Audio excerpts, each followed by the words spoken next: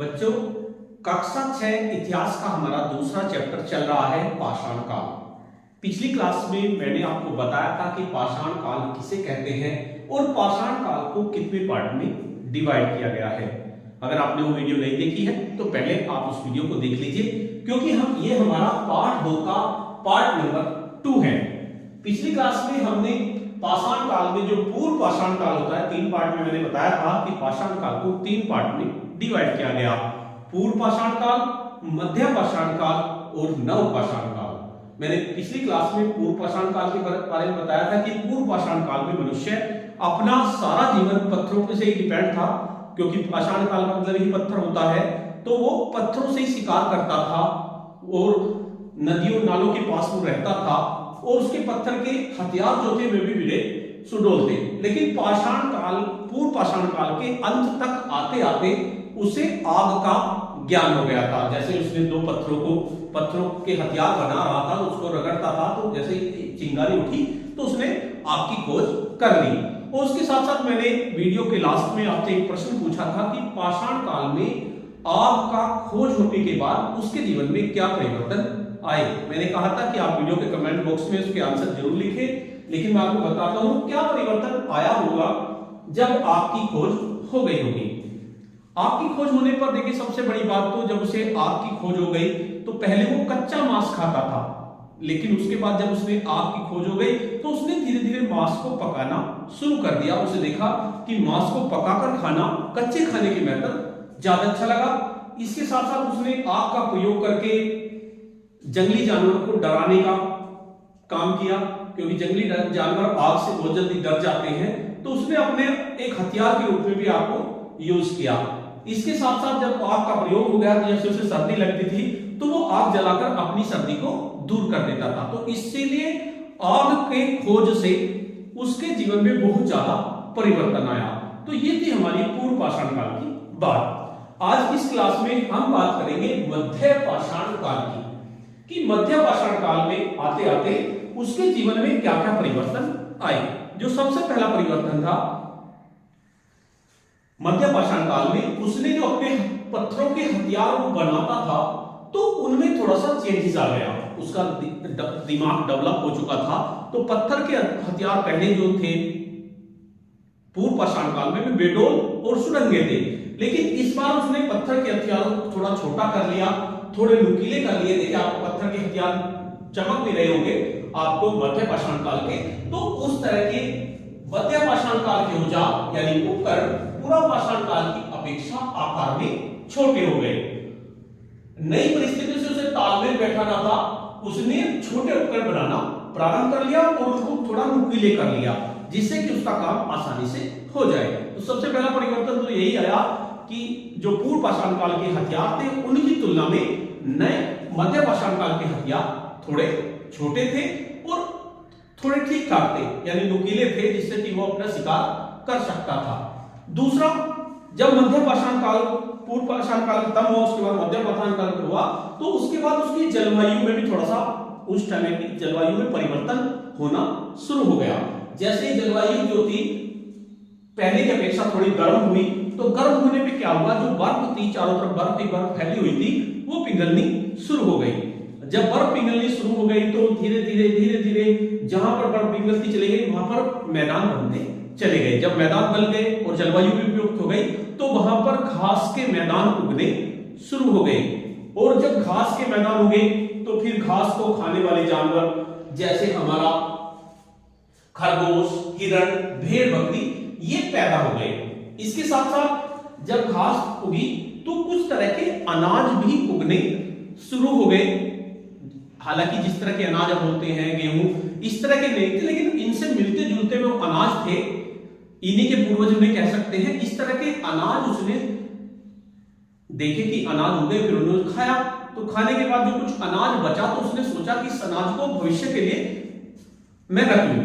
तो भविष्य के लिए जब रखने लगा तो वो आखेटक से उसकी भूमिका संग्राहक के रूप में हो गई कि वो उस अनाजों को इकट्ठा करने लगा। जैसे ही उसे जो अनाज उसे जैसे घास के मैदान थे उनमें उगने शुरू हुए तो उसने कुछ अनाज तो खा लिए, लेकिन कुछ अनाज उसने देखा कि ये तो अनाज बचा हुआ है, तो इसे थोड़ा सा इकट्ठा कर लो जिससे कि कल या परसों को इसको मैं खा लूं। तो इस तरह से उसकी भूमिका आखेटक तो था ही वो, उसके साथ साथ उस अनाज को इकट्ठा करने की वजह से वो संग्राहक के रूप में परिवर्तित हो गया। दूसरा प्रश्न आपका यही है, मध्य पाषाण काल में जलवायु में परिवर्तन होने से क्या परिवर्तन हुए? तो जलवायु पहले की अपेक्षा गर्म हुई, फलस्वरूप जहां जहां बर्फ जमी हुई थी वह पिघल गई, पृथ्वी की उर्वर शक्ति का विकास हुआ, जो पृथ्वी की उर्वर शक्ति थी उसका विकास हो गया, भूमि ज्यादा उर्वरक हो गई और घास और वनस्पतियों के मैदान विकसित हो गए। तो ये जलवायु में परिवर्तन होने से मध्य पाषाण काल में परिवर्तन हुआ।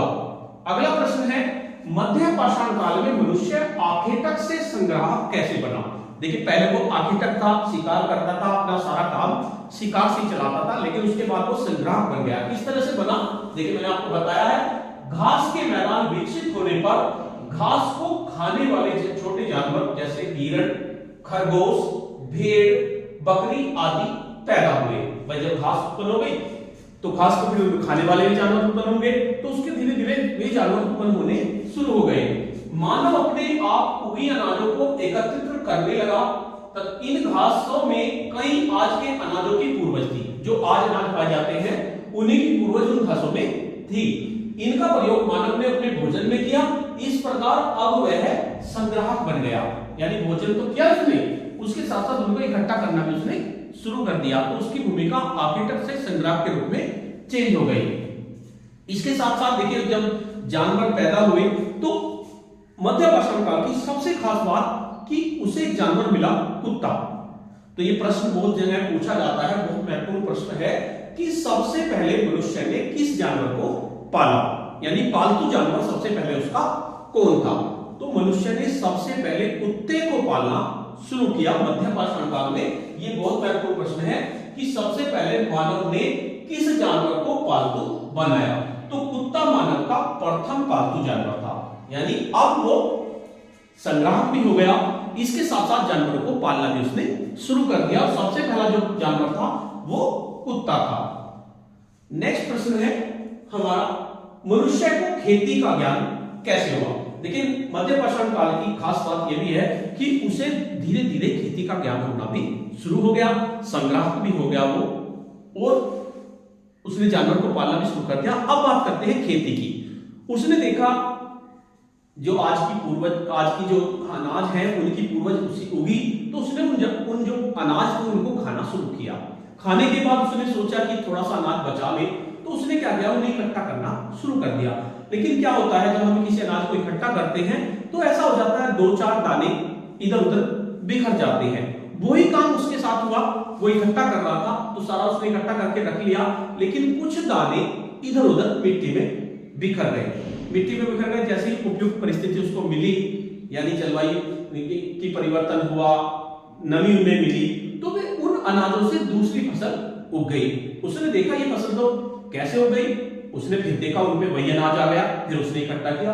तो इस तरह से धीरे धीरे उसने देखा कि एक ही फसल के जो दाने होते हैं अगर उसको बोया जाए तो धीरे धीरे वो दोबारा से फसल बन जाती है। तो इसलिए उसे थोड़ा सा खेती का ज्ञान होना शुरू हो गया। पूर्ण रूप से उसने खेती करनी शुरू नहीं की, लेकिन उसे खेती का ज्ञान हो गया कि एक ही अनाज को बार बार अगर हम बोए तो उससे नई फसल उग जाती है।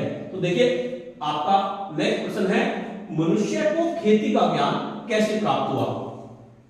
पुरातत्ववेत्ताओं का मानना है, पुरातत्ववेत्ता जो इसके बारे में जानकारी करते हैं कि अपने आप उगे अनाजों को मानव ने एकत्रित करना शुरू कर दिया। अनाज के कुछ दाने मिट्टी में या इधर उधर गिरे होंगे, इन स्थानों पर फिर से वही अनाज उगे होंगे। जब मानव ने इसे देखा तब उसे ज्ञात हुआ कि इन अनाज के दानों से बार बार अनाज उगाया जा सकता है। अपने इस ज्ञान का उसने परीक्षण भी किया, तब जाकर उसे खेती का ज्ञान हुआ। तो ये हुई हमारी मध्य पाषाण काल की बात। नेक्स्ट क्लास में हम लेंगे नव पाषाण काल कि नव पाषाण काल में क्या क्या परिवर्तन हुए। देखिए पाषाण काल को मैंने 3 पार्ट में डिवाइड किया है। मैं एक चैप्टर को इस तरह, हमारा चैप्टर 3 पार्ट में डिवाइड हो जाएगा। अगर आप इन वीडियो को बहुत ध्यान से देखेंगे और इन प्रश्नों को उतारेंगे तो आपको पूरा पाषाण काल का ज्ञान बहुत अच्छे से हो जाएगा और भविष्य में जब भी आप कंपटीशन की तैयारी करेंगे तो आपको कोई दिक्कत नहीं होगी, क्योंकि इसी तरह के प्रश्न आपके आते हैं कि आपका ज्ञान किस काल में हुआ, तो आप बता सकते हैं पूर्व पाषाण काल में। इसी तरह से मनुष्य ने सबसे पहले किस पालतू जानवर को पालना शुरू किया, तो मनुष्य ने सबसे पहले कुत्ते को पालना शुरू किया। और खेती का ज्ञान क्या कब हुआ, मध्य पाषाण काल के अंत में, या हम कह सकते हैं नव पाषाण काल के शुरू में। तो नेक्स्ट क्लास में हम नव पाषाण काल से संबंधित प्रश्न लेंगे और नव पाषाण काल को कंप्लीट करेंगे। तो बच्चों आज की वीडियो में इतना ही। आपको यह वीडियो कैसी लगी?